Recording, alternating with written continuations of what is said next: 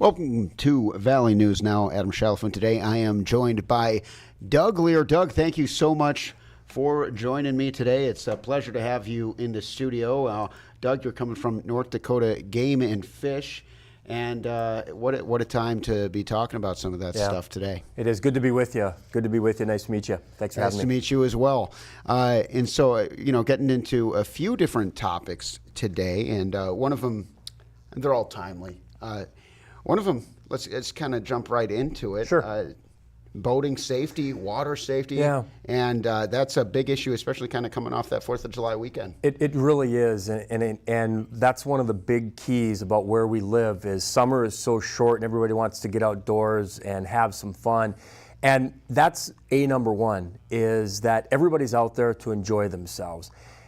What you have to keep in mind is we want to make memories. We want to make memories. We want to have smiles. We want to have laughter. And unfortunately, if we don't put safety at the top of the priority list, sometimes those memories can be not good memories. And we can't change what's happened in the past, but all we can try to do is to try to educate and inform people about moving forward, because it's going to be a nice stretch of weather that we're going to have, maybe some of the best weather that we've had for the summer. So even more and more people are going to be heading to the lakes, and whether it's Devil's Lake fishing or Detroit lakes for recreation purposes.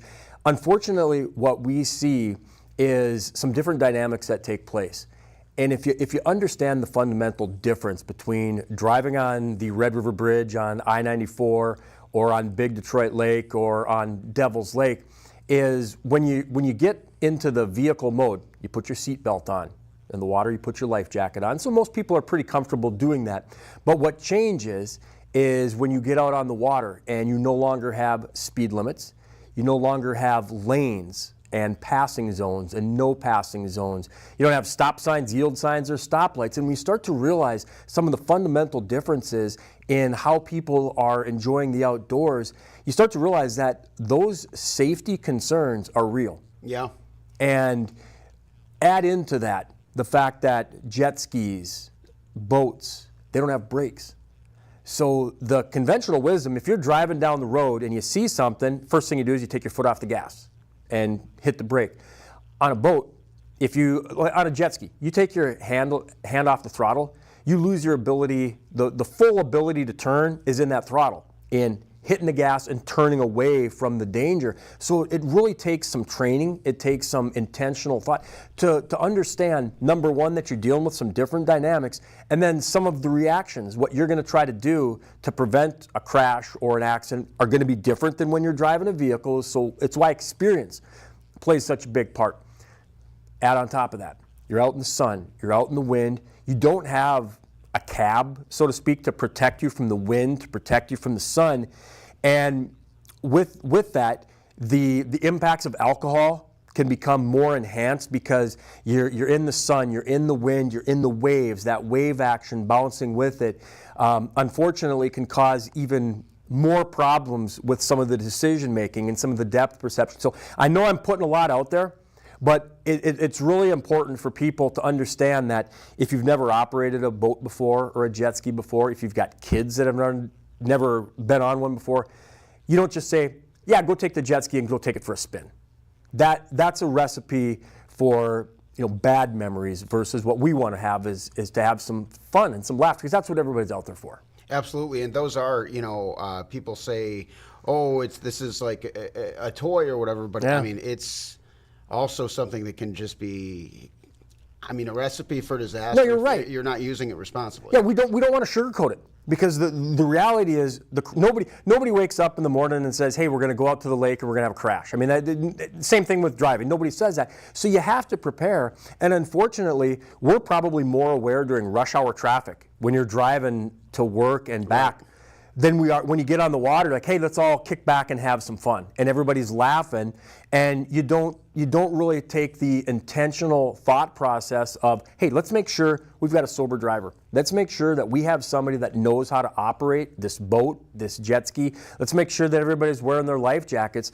And that's really the bottom line. Is if you're going outdoors, whether it's hunting safety in the fall or boat and water safety, that's the first step, because you could have the biggest fish you ever caught. You could have the best friends that you ever had, and bonfires and beaches and swimming.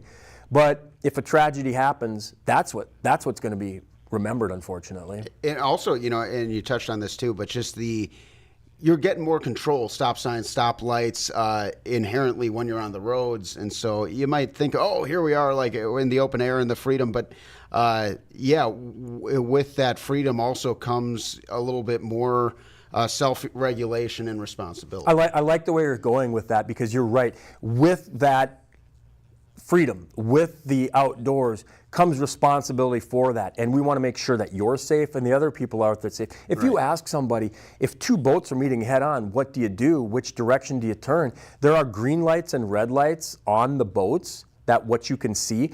And most people are like, oh, really? I didn't know that. I'd never heard of that. Right, and again, unfortunately, so there are boat and water safety classes that you can take, and they're online, the Game and Fish Department website, we have those. And even if you're an adult, even if you've been out on the water, it can teach you some of what we call the rules of the road. And that there are some, actually even some insurance companies that'll give you a premium discount even as an adult, because boats are costing a lot of money now, that insurance is going up, and it's not about the money, it's not about the insurance, it's about the safety. But that can be a little bit of an incentive, because in this world, if we can incentivize safety, it definitely can help maybe kind of nudge people in the right direction. Absolutely. And obviously with the news, we report on stuff like this. We see a lot of the worst in this industry, some of the terrible things we have to cover.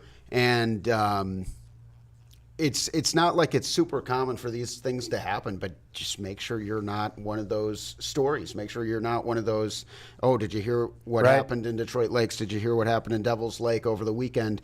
And I think just a little responsibility goes a long way there. Yeah, very good point. And again, everybody's out there have some. We're not telling people to stay home and sit in your basement. We're telling you, get outdoors. You love outdoors. Get outdoors. Get outdoors and enjoy. But the first thing you got to do, I mean, even on the way, wear your seatbelt. Don't drink and drive. Make sure that everybody's got their life jackets along with them. And beyond that, if you've ever been in the water and tried to put a life jacket on once you've been in the water, it's nearly impossible. Yeah. And some people, they'll sit on their life jacket, they'll hold on to their life jacket. You fall out of a boat and you hit your head. Unfortunately, the statistics are not in your favor. Yeah, and that's just the reality of the situation. Is there anything else you want to talk on within this subject before we kind of move on? Well, the other side of it is we do get the mid part of July, and people are taking summer vacations, and they're maybe going to go rent a cabin for a week, or they're going to go visit some relatives for some time at the lake. And when you're on the shore, especially with the little kids, we really try to encourage people, those toddlers. I'm not going to give you an age. I'm going to tell you, your kids. If they're not experienced around the water, the best advice that you can have is to put them in a life jacket when they're playing on the beach. You're hanging out with your friends, and you're getting into a conversation. The next thing you know, your 2 or 3-year-old are out on the dock. And life jackets maybe aren't the most comfortable thing, but if you get them used to it at a young age, it can become normal. We're going to the lake, you're going to be on the beach, you're going to be on the dock, you're going to be a little kid fishing, you're going to be playing around there. Put them in a life jacket. Life jackets have come a long ways, and they make so many different engineered models that are comfortable for kids. There's some that are activated when they hit the water. So not wanting to spend the money on a life jacket isn't a good excuse. Yeah, I couldn't have said it better myself. Doug, another exciting topic we're talking about today is deer hunting season. It's not quite here yet, but that deadline, it's coming up quick. Yeah, quick as in Wednesday, July 10th. And it's the middle of summer. We don't want to skip summer. We want to make sure that everybody enjoys summer, which is why we were talking about water and fishing and boating. But if you're a deer hunter in North Dakota and you put in for the first lottery and you were unsuccessful, tomorrow's a big day because we opened up the lottery for the remaining tags. We had about 70,000 people that put in for the first lottery, and we only had about 50,000 tags. So what that basically means is there were about 20,000 people that were disappointed that they didn't draw a tag. They don't all put in for the same units. We've got several different units that still have around 4,000 tags remaining. What this means is by tomorrow night, if you want to hunt deer in North Dakota and you were in that first lottery and you were unsuccessful, then you need to decide, okay, hey, I didn't draw for my regular unit that I grew up in, that I like to hunt in, but I see there's a bunch of tags in southwestern North Dakota. There's over 1,000 tags left southwest of Mandan. You can decide, hey, there's some public land out there. You know somebody that I went to college with, got some friends from work that live out there or have some land out there, and you put in by tomorrow night, you'll be in for that next lottery. And there's no guarantees, but I can guarantee you one thing. If you want to hunt deer, you have to have a license. And if you want to get the next lottery deadline hit, that's coming up tomorrow night, right smack dab in the middle of summer. It's kind of tough for some people. Man, it's hot, it's sunny. Why do we want to talk about deer hunting? Well, the planning for deer preparation begins right now. In fact, I would also add, it's also a good time if you are a hunter and you're getting to be my age and a little bit older. Now's the time to start getting in shape for the fall hunting season as well. Sure. You wait until September, you're going to be 8 weeks behind, 6-8 weeks behind. So it's really something that kind of flies underneath the radar as people think, we get to hunting season and go out and go hunting. Get yourself a physical, and if you haven't, go out, start going out for a walk around the block at night, doing a little bit of exercise, because once it gets to fall and you go for that first walk and you go, wow, I'm a little bit winded. Yeah. So preparation is not just about licenses, it's about personal preparation physically as well. And the deer, I might add here, they're not taking days off from their fitness regimen. All right? There you go. They stay ready. Right. And so, what are you going to do? You're already playing from 20 points down. These aren't Aaron Rodgers deer. Yeah. These aren't Aaron Rodgers deer. These are in it to win it. Mobile. Lamar Jackson deer. Yeah, that's exactly right. That's exactly. You understand the playing field. Yeah. It's man against deer. Yeah. And the deer, they're not taking a day off. Our deer population, hopefully this fall, we had some much better weather last winter. We had some good spring weather going into the summer for the fawning, so we should hopefully see some deer numbers that are coming back. So if you get that license, hopefully the success rate's going to bump up. Your odds of finding a deer and shooting a deer should be a little bit better than they have been the last couple of years. But same thing with everything else, whether it's football or baseball. We'll find out when we get to the field. But right now, this is your time to prepare, and the deer are doing their part. Training camp, if you will. Pre-season's coming up. Mini camp. I mean, it's middle of July. Training camp starts, right? Yeah. It's like, are you going to report? Yeah. Are you going to report? Are you going to be ready? Because the season's coming. Yeah. Whether you're ready or not, the season's coming. And if you did get lucky enough to get picked here. Right, then you already know. You already know. You Game on. Ready. You got no excuses at that point. You sound like you're ready. I try. I'm trying to lose a few pounds myself, but I don't you haven't lost a step. You don't look like you've lost a step. So the speed will be there. It's just, is the power going to be there? Yeah, is the power going to be there? I don't think I could chase a deer down on foot. My money's on the deer. No offense to you. It's not a you thing. It's a deer thing. Yeah. Yep. But we'll see where I'm at in the fall. A lot can change, and that's the one thing that the hunters are in control of. Get yourself physically ready. Maybe time to get the rifle out and go out there and sight it in and start taking. Sure. If you missed last fall, there's not a lot that's changed. So if you missed last fall, if you missed that big buck last fall, it probably wasn't the gun's fault. If it was, now's the time to fix the gun. More likely your fault. Now's the time to get yourself fixed as well. And so go out there, kind of get some target practice going. Cass County Wildlife Club is a great local organization. They've got a range. Check the availability on their website. They've been doing some reconstruction projects out there, but it looks like it should be getting ready to go. Find a local range and start making some plans, because the days are starting to shrink a little bit on the front and the back side. So hunting season's going to be here before you know it. One more time, please tell me the ones that they still do have some, you said over 1,000 spots still open in different locations. Yeah, right. So we still have 3,800 licenses remaining. What that means is if you were unsuccessful, if you didn't draw, you put in for your regular unit, you grew up in the Red River Valley area, you put in, you couldn't draw a tag. Look, we've got a lot of other units around western and southwestern North Dakota. There are still just under 4,000 licenses that remain, and that lottery deadline is coming up tomorrow night. So it opened up on June 26th. So you've had a couple of weeks to decide, hey, I'll put in for this unit, I'll put in for that unit. The lottery closes tomorrow night, then we'll we'll hold the lottery, find out if you got drawn. So then you can find out, okay, I got drawn. Now I need to make sure I can find a place to go hunting and start getting ready for the season.